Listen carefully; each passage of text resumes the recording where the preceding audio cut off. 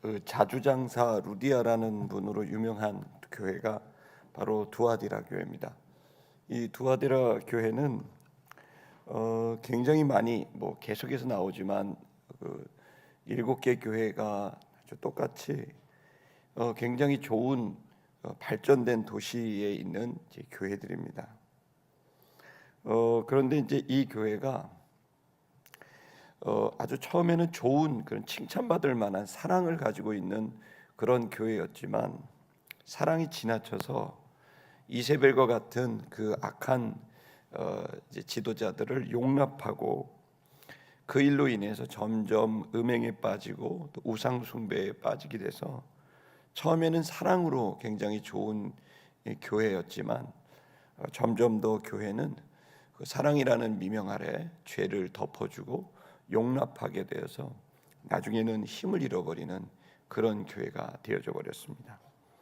그러면서 오늘 본문의 말씀을 통해서 소수의 사람이지만 여전히 사랑을 지키면서 또 그리고 동시에 믿음을 지켜나가려는 소수의 신앙인들을 칭찬하고 또 오염되어 있는 그 성도들에게는 사랑이라는 미명 아래 이렇게 거짓된 가르침을 가르치는 이들을 반드시 이겨내라고 말씀을 하고 있습니다.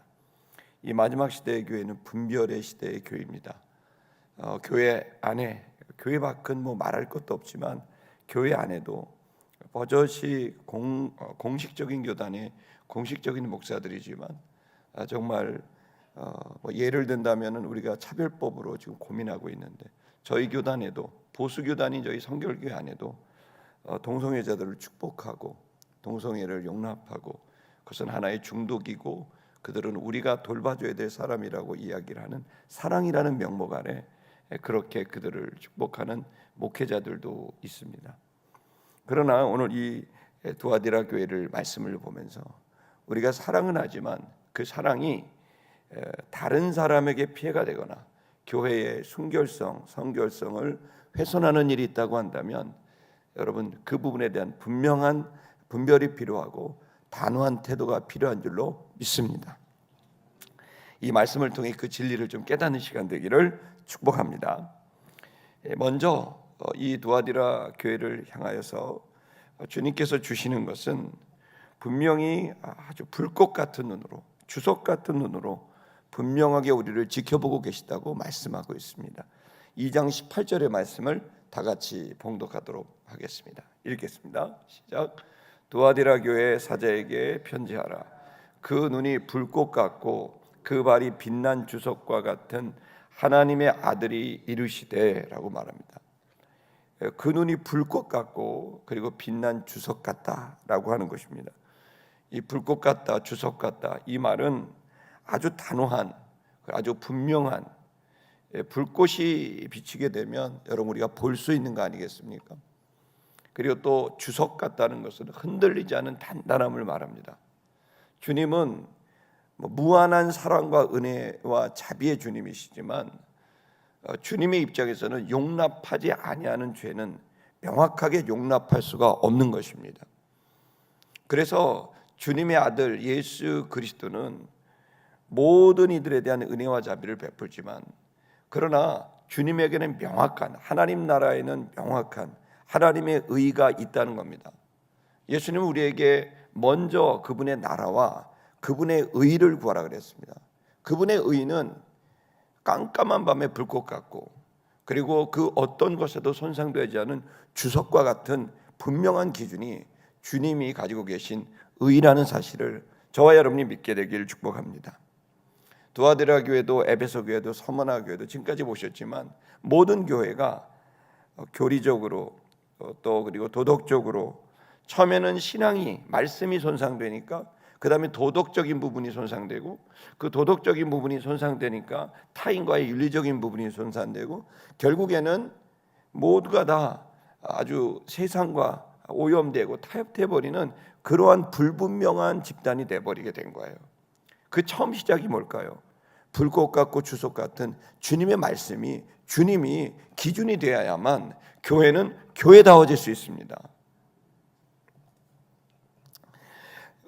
그 교회에 대해서 칭찬하시는 말씀도 있습니다. 19절의 말씀을 읽어보겠습니다. 19절 읽겠습니다. 시작.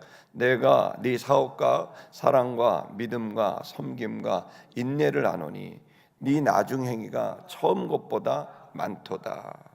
칭찬하시는 건 네 사업, 그들이 하고 있는 일들이 있습니다. 그리고 사랑, 믿음, 섬김, 인내, 이 뭐 한마디로 말하면 사랑이죠. 이 사랑에 대한, 사람에 대한 긍휼, 사람에 대한 그 용납, 이런 것이 네가 나중에 기가 처음보다 점점 많아지고 있다. 여러분, 사랑이 많아지는 교회를 주님이 칭찬하시는 건 당연한 일입니다. 근데 거기에는 또 다른 위험이 있는 겁니다.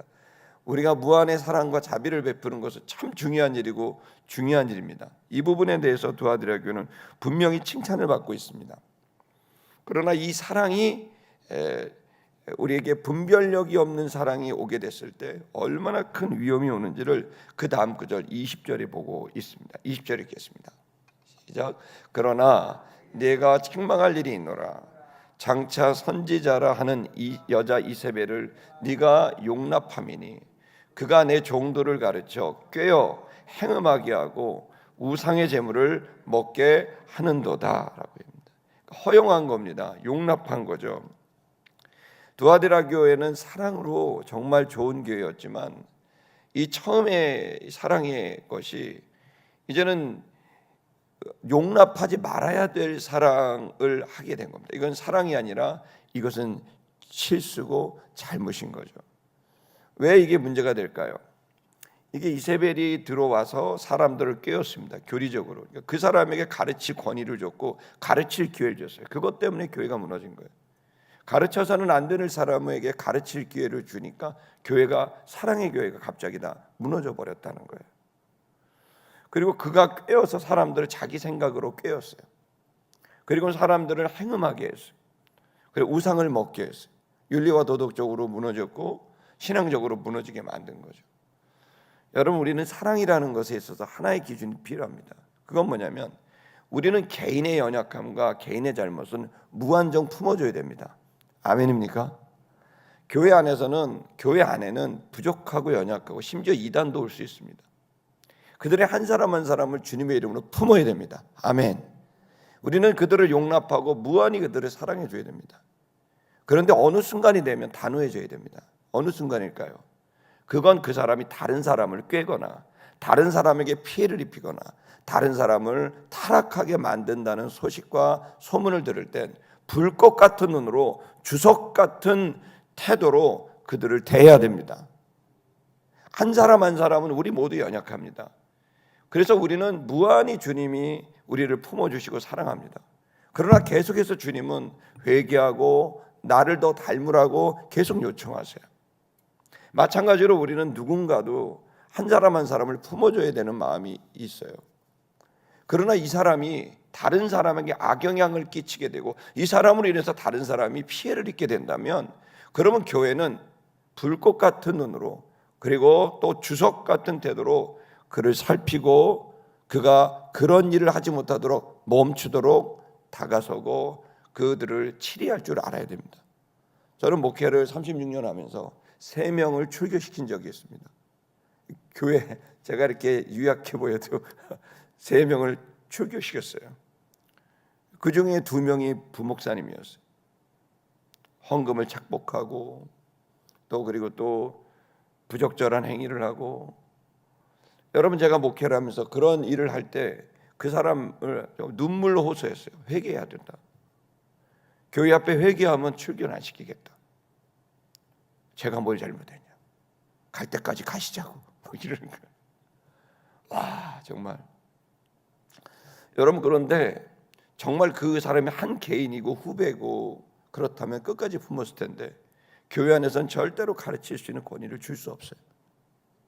단호하게 끊어내야 돼요. 왜 그럴까요? 안 그러면 모두가 다 죽어요. 교회가 무너져요. 마치 여러분 우한 바이러스가 여러분 와서 그 용납하니까 전 세계에서 거의 유일무이하게 중국 사람들 들어오게 한 나라가 우리나라 아닙니까? 여러분, 이렇게 되니까 바이러스 만방에 퍼지는 거죠. 막아야죠. 불꽃같이 주석같이 안 돼. 그 한 사람을 고치기 위해서 노력해야 되지만 이 사람이 다른 사람에게 전염시키도록 해서는 안 되는 거죠. 여러분, 그와 같이 교회 안에도 이 신앙의 바이러스들이 있습니다. 이 부분에 대해서 두아디라 교회는 용납하고 말았던 거죠. 자, 그렇게 되니까 어떻게 될까요? 당연히 심판에 이르게 됩니다. 주님은 심판하시겠다고 21절 우리 한번 말씀을 보겠습니다. 21절 읽겠습니다. 또 내가 그에게 회개할 기회를 주었을 때 자기의 음행을 회개하고자 하지 아니하는도다. 회개하지 않아요. 그러면 이건 정말 큰 문제인 거죠. 회개할 기회를 줬는데 22절도 읽겠습니다. 시작. 볼지어다 내가 그를 침상에 던질 터이요 또 그와 더불어 간음하는 자들도 만일 그의 행위를 회개하지 아니하면 환난 가운데 던지고, 회개하도록 했지만 회개하지 않으면 그를 침상에 던지겠다. 그가 죄를 범했던 그 자리로 떨어뜨려서 그를 심판하겠다는 거예요. 또한 그의 꼬임에 따라 그 행음에 동참한 사람들에게도 회개할 기회를 주겠다. 만약에 회개한다면 기회를 얻을 거지만 회개하지 못한다면 큰 환난 가운데 던져지게 될 거라고 주님은 주석같이 불꽃같이 경고하고 있습니다. 23절의 말씀을 읽겠습니다. 23절 시작. 또 내가 사망으로 그의 자녀를 죽이리니 모든 교회가 나는 사람의 뜻과 마음을 살피는 자인 줄 알지라. 내가 너희 각 사람의 행위대로 갚아주리라. 주님은 단호해요. 네 행위대로 갚아줄 거다. 더 심각한 건 이 이세벨과 이세벨을 따르는 자들의 자녀를 죽여버릴 거다. 모든 교회는 분명히 알아야 된다. 나는 사람의 뜻, 사람의 마음, 보이지 않는 그 속을 나는 살피는 자라는 걸 잊어서는 안 된다. 나는 다 알고 있다. 너희들의 모든 마음과 생각을 살피는 자다. 나는 반드시 그 마음과 그 생각대로 심판할 것이다. 너무너무 무서운 말씀을 하고 계시는 겁니다. 자, 여러분, 이렇게 할 때 이제 오늘 어떻게 해야 될까요? 그 두아디라 교회를 향해서 우리 24절의 말씀을 읽어보도록 하겠습니다. 읽겠습니다. 시작. 두아디라에 남아있는 이 교훈을 받지 아니하고 소위 사탄의 깊은 것을 알지 못하는 너에게 말하노니 다른 짐으로 너에게 지울 것은 없노라. 이러한 이 교훈을 받지 아니하고 사탄의 깊은 것을 알지 못하는 너희, 순진해서 그들의 사탄이 갖고 있는 그것을 알지 못하고 계속 머무르고 있는 너희에게 말하는 것은 바로 다른 짐을 지울 게 없다. 다른 거 하지 마라. 25절 읽겠습니다. 25절 시작. 다만 너희에게 있는 것을 내가 올 때까지 굳게 잡아라. 다른 거 하지 말고 너희에게 있는 것, 그게 뭘까요? 복음입니다. 말씀입니다. 이걸 굳게 잡으라는 거예요. 다른 거 행위하지 마라. 헌금할 생각도 마라. 봉사할 생각도 하지 마라. 너희 지금 큰 중병에 걸렸어. 너희가 해야 될 건 어떤 행위가 아니야. 너희가 해야 될 건 너희에게 있는 것, 복음, 이 말씀, 이걸 굳게 잡아라 라고 말씀하고 있는 거예요. 성도 여러분, 지금 한국교회가 해야 될 일이 뭘까요? 지금 여러분 초등학교, 중학교 1%, 2%로 줄었습니다. 교회 다니지 않습니다. 애들이 이제 교회를 다녀도 그냥 다니는 애들이 너무 많고 그나마도 1%, 2%로 줄었습니다. 여러분, 이제 교회 다 없어질 거예요. 정신을 차려야 돼요. 한국교회가. 여러분, 지금 이러한 상황이 왔을 때 우리가 해야 될 일이 뭘까요? 다른 거 할 거 없습니다. 말씀을 붙들어야 됩니다. 그 말씀으로 우리가 어떻게 해야 될지를 분별해야 됩니다. 로마서 12장 2절 보겠습니다. 지금은 로마 시대와 같은 겁니다. 로마서 12장 2절 없나요? 제가 읽겠습니다. 너희는 이 세대를 본받지 말고 오직 마음을 새롭게 함으로 변화를 받아 하나님의 선하시고 기뻐하시고 온전하신 뜻이 무엇인지 분별하도록 하라. 아멘. 여러분, 분별해야 돼요. 분별하려면 뭘로 분별해요? 말씀이 있어야죠. 주님의 선하고 기뻐하고 온전한 뜻이 무엇인지 분별을 해야 됩니다. 26절의 말씀을 계시록 2장 26절의 말씀 읽겠습니다. 시작. 이기는 자와 끝까지 내 일을 지키는 그에게 만국을 다스리는 권세를 주리니. 그런데 그들의 유혹에, 이세벨의 유혹에 이기는 자, 그렇게 행음과 우상 숭배를 하지 않는 자, 그리고 내 일은 뭡니까? 사람을 살리고 키우는 일. 이 일, 하나님의 말씀으로 사람을 살리고 키우는 이 일을 지키는 자에게는 만국을 다스리는 권세, 축복을 주겠다고 우리에게 말씀하십니다. 여러분, 시편 2편 8절과 9절의 말씀을 한번 다 같이 읽어보도록 하겠습니다. 시편 2편 8절과 9절입니다. 이것은 메시아가, 우리 한번 읽어보겠습니다. 시작. 내게 구하라. 내가 이방 나라를 네 유업으로 주리니 네 소유가 땅 끝까지 이르리로다. 아멘. 주님이 이런 복을 주십니다. 여러분, 이 싸움은, 영적 싸움은 우리 혼자 싸우는 것이 아니라 우리는 싸우면 주님은 복을 주십니다. 우리가 말씀을 붙들고 말씀대로 살려고 하면 매우 미흡합니다. 그러나 미흡해도 우리가 행하게 되면 우리를 보시고 주님은 이방 나라를 유업으로 주고 그 땅을 소유로 주겠다고 하는 승리를 주겠다는 말씀을 줍니다. 9절의 말씀도 보겠습니다. 9절. 네가 철장으로 그들을 깨뜨리며 질그릇같이 부수리라 하시더라. 여러분, 주님은 우리를 통해 철장과 같이, 여러분, 철 무기와 같이, 철 기둥, 막대기와 같이 철장으로 깨뜨리고 질그릇을 깨뜨리는 것 같이, 여러분, 우리나라로 말하면 장독 같은 거 있잖아요. 그 그릇 진흙으로 만든 그릇을 철막대기로 부수는 생각을 하세요. 여러분, 저와 여러분의 그러한 권세가 저와 여러분 말씀을 쥐고 주님의 뜻대로 행하려고 하는 그들에게 주님이 주시는 힘인 것입니다. 성령을 받게 되면 권능을 받게 됩니다. 그래서 이 모든 것들을 깨고 부술 수 있는 그 힘이 주님으로부터 저와 여러분들에게 주어짐을 믿으시기를 축복합니다. 여러분, 그 다음 구절, 우리 28절의 말씀을 읽어보겠습니다. 28절 시작.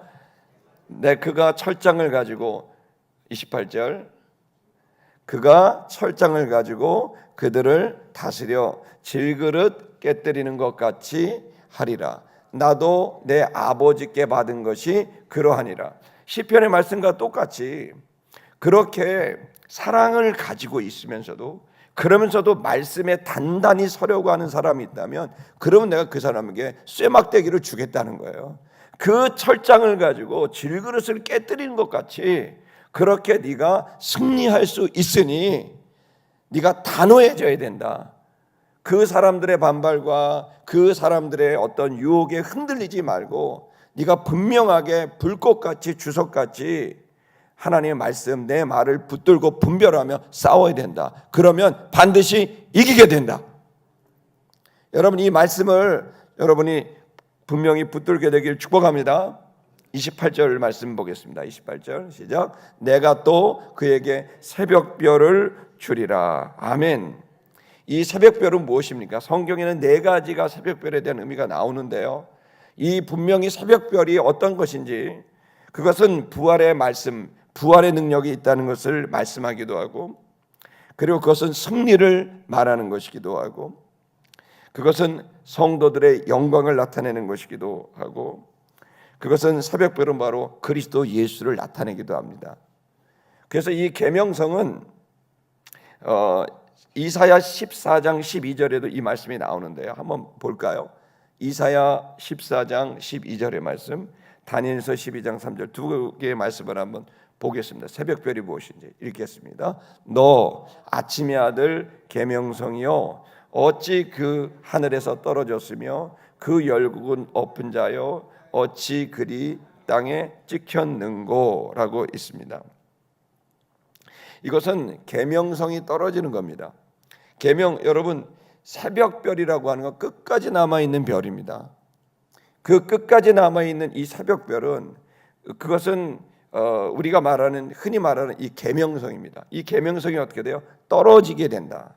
그것은 열국을 엎은 자, 즉 사단을 말합니다. 즉 계명성이 떨어졌다는 건 사단이 무너지게 됐다라는 말이죠. 그러니까 이것은 승리를 말하는 것입니다. 이 새벽별은 이제는 단순히 새벽별이 아니라 그 전에 계명성인데 이 계명성이 새벽별로 바뀌게 됐을 때 이것은 영적인 승리를 말하고 사단에 대한 승리를 말합니다. 저와 여러분에게 계명성이 떨어지고 새벽별을 붙들게 되는, 여러분 그것은 새벽을 오게 하고 새로운 날을 오게 하는 새벽별, 여러분 승리가 저와 여러분에게 주어주겠다고 하는 주님의 말씀을 여러분 붙들 수 있기를 축복합니다. 그것은 성도의 승리이기도 합니다. 그것은 바로 그리스도 예수를 붙드는 일이기도 합니다. 이 새벽별의 복이 저와 여러분에게 있음을 믿으시기를 축복합니다. 현대교회는 너무나 혼란한 교회입니다. 신학교를 위해서 너무 기도하셔야 됩니다. 이게 가장 큰 원인이 신학에서 왔습니다. 그 신학의 근원은 이 교수들이 그야말로 인본주의 신학으로 빠져있는 교수들이 이제는 전체 신학교에 질비합니다. 이 신학, 지금 서울신학대학교도 작년, 재작년에 이 신학대학 교수를 쫓아내는 게 너무 어려웠어요. 그래서 여러분 정말 여러분이 말할 수 없는 신학의 논문의 내용들이 막 되고 이런 것을 신학생들이 배우고 있고 이것을 배운 신학생들이 이제 교회에 왔을 때 정말 한국 교회는 삽시간의 세속주의가 돼버리고 인본주의가 돼버렸어요. 근데 여러분 다른 게 아니라 제가 소속되어 있는 다른 교단은 제가 모르게 할 수가 없어요. 제가 소속되어 있는 예수교 대한성결교회도 정말 너무 놀랍습니다. 그 결과 어떻게 됐나요? 매년 목사 안수자들이 50명, 60명이었습니다. 올해 목사 안수 받는 분들이 몇 명인 줄 아세요? 17명이에요. 목사를 안 하려고 그래요. 은혜가 없으니까요. 세상의 눈으로 보세요. 목사가 할 짓입니까? 월급이 있습니까? 뭐가 있습니까? 제대로 된 처우가 없거든요. 그러니까 아무도 목사를 안 하려고 그래요. 물론 이렇게 큰 교회에 이렇게 라인이 좋아서 가는 사람들은 아주 소수입니다. 대부분 그냥 와서 오히려 뜨겁게 와서 3년 4년 신학하다가 다 식어버려요. 왜? 세상 얘기니까. 결국에는 다 목회에 집중하지 않아요. 우리는 그냥 이 새벽별 대신 주님 바라보고 왔고 주의 말씀 바라보고 진리 바라보고 온 이 사명의 길인데 이 사명의 길이 사라지고 연봉이 얼마냐, 자동차를 주냐, 주택을 주냐, 복지는 어떠냐, 연금은 어떠냐, 이런 걸로 사명을 하려고 하니까 되겠습니까? 안 되는 거죠. 목회는 잡이 아니거든요. 사명인데. 그러니 여러분 한국교회가 삽시간에 무너진 겁니다. 여러분 목회자 노조도 있습니다. 부교육자 노조도 있습니다. 사회주의자들이 들어와서 인본주의자들이 들어와서 이 교계를 완전히 흐트러 놓고 있습니다. 전 싸울 겁니다. 불꽃같이 주석같이 싸울 겁니다. 여러분 다시 우리가 돌아갈 길은 하나님의 말씀을 다시 붙드는 일입니다. 이것이 있어야 세속화를 막을 수가 있습니다. 여러분 오늘 이 아침에 여러분 신학교를 위해서 기도해 주시기를 부탁하고자 합니다. 오늘 시간 관계상 그냥 기도를 하겠는데요. 여러분 신학교를 위해서 기도해 주세요. 신학교를 위해서.